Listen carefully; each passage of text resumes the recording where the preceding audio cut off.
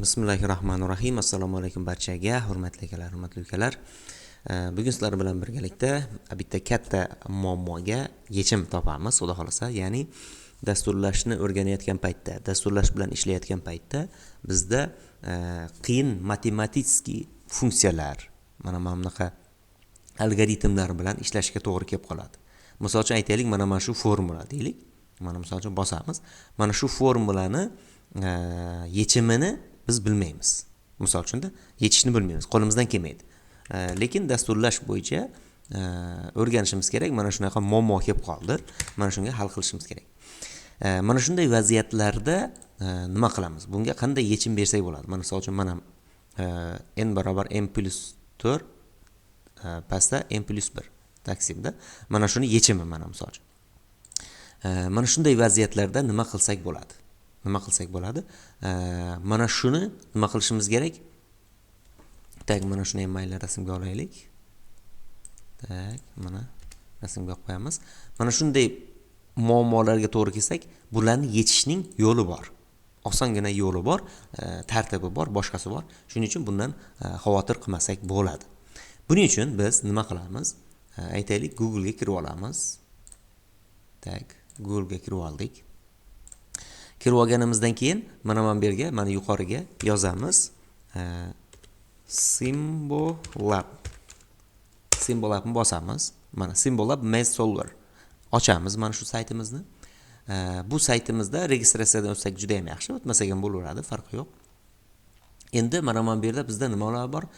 Grafika, решение, kalkulyator, geometri, instrumenti degan narsalar bor. Mana решениeni bosadigan bo'lsak, mana bunday formulalar, boshqalar, mana primerlar ham hammasi chiqadi.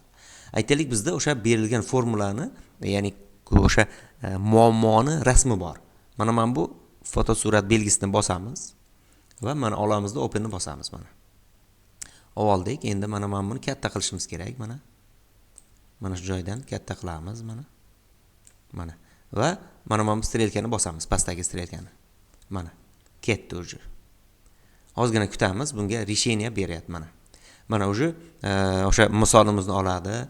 Решение deydida, mana ketma-ket, mana qanaqa bo'lyapti, qanaqa jarayonlar ketyapti. Mana решение является oxirida mana bu natijani nima qiladi? Ko'rsatib beradi va grafik holatida ham ko'rsatib beradi. O'sha biz yechgan formulani, mana formulani grafik chizmasi mana bu holatda bo'lar ekan. Demak, bizda juda ham oson. Istalgan bir formulani, istalgan bir misolni mana shu tartibda yechib olishimiz nima bo'lar ekan? Mumkin bo'lar ekan. Aytaylik, mana shuni ko'raylik kengisini. Mana istalgan bir formulaga yechim topishimiz mumkin bo'lar ekan.